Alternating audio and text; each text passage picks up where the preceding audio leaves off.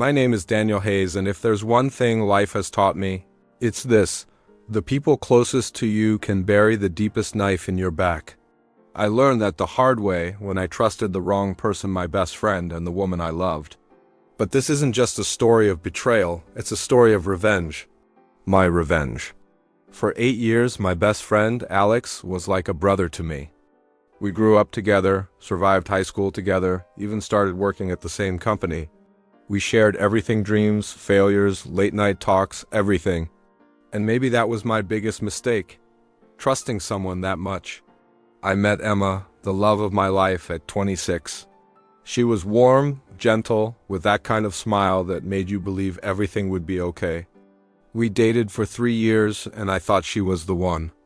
I introduced her to Alex, thinking the three of us would be a perfect trio of friendship. Looking back, that was the moment everything started falling apart. For months, I noticed little things that didn't sit right with me.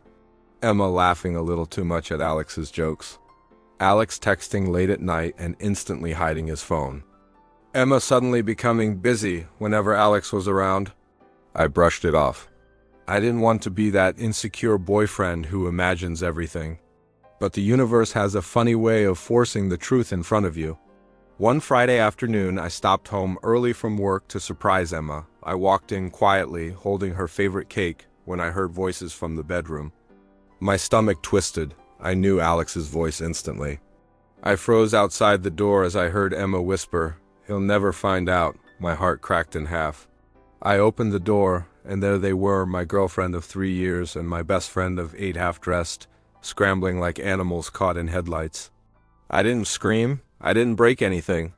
I just stood there, completely hollow. Alex stuttered. "Daniel, I'm sorry, man. It just happened," Emma cried. "It meant nothing. I love you." "Please listen." I walked out without a word. For weeks, I couldn't sleep. The pain was sharp in my chest, every minute of every day. But the thing that hurt most wasn't the losing Emma, it was losing the person I trusted more than anyone. And that's when something inside me snapped. I wasn't going to be the victim. I wasn't going to sit quietly while they moved on, guilt-free. I didn't want to hurt them physically. My revenge needed to be smarter, precise, heart-shattering, the kind of revenge where they destroy themselves, thinking it was their choice. The plan came to me slowly, through nights spent awake staring at the ceiling. Alex was desperate to get promoted. He'd do anything for it. Emma, she always craved validation. She wanted attention, affection, things Alex couldn't fully give because he didn't even love her. They both were weak in different ways. And I knew exactly how to use that. First, I pretended to forgive them. Emma cried when I told her I needed time to heal but still wanted to be friends. She hugged me like she was hugging her safety net. Alex apologized 1,000 times, and I nodded, acting like the understanding friend. I made myself look fragile, but trying. That's the thing about betrayers, they want forgiveness more than anything. It makes them feel like good people again. A month later, I invited Alex to join a confidential internal project at work. It wasn't real.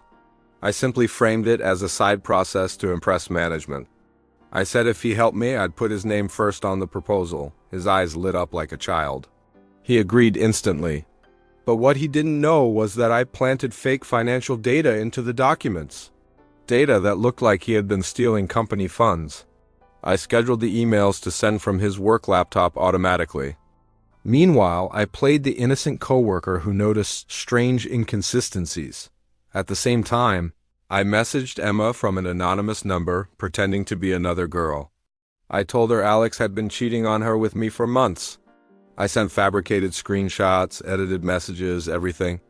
The same betrayal they gave me, but doubled. 2 weeks later, everything collapsed beautifully.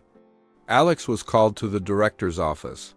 They confronted him with printed emails and logs he couldn't explain. He looked stunned, confused, exactly how I had looked months ago. In the hallway, he tried to talk to me, but I avoided eye contact. He was suspended immediately, eventually fired, rumors spread. Everyone whispered about him. His reputation evaporated. While he was drowning professionally, Emma was drowning emotionally. She confronted Alex with the screenshots, screaming at him, accusing him of cheating on her the same way they did to me. Alex, already destroyed by work, broke down and swore he didn't do it. But Emma threw him out. She blocked him everywhere. The two people who betrayed me? Now they were betraying each other. But the best part came 3 months later. One night, Emma showed up at my place crying uncontrollably. "Daniel, I'm sorry. I made a mistake. I should have chosen you. Alex ruined everything. He's been lying to me. Please, can we try again? You're the only person who ever truly loved me." Her words felt like poison. But I smiled gently and said, "Emma, it meant nothing, right?" "Your words, your promises, they meant nothing." She froze. I stepped closer and whispered, "You didn't lose me because you cheated. You lost me because I woke up," and I closed the door in her face. As for Alex, he never found another job in the same industry. His reputation followed him. A year later, I heard he moved states to start over, alone, broken, ashamed. I didn't ruin their lives. I just handed them the knife they once stabbed me with and watched them turn it on each other. And that was enough. This is Daniel Hayes, and thank you for listening to my story on Reddit Sting Stories. If you want more tales of betrayal, revenge, and dramatic payback, make sure you follow the channel, hit subscribe, and stay tuned for the next story.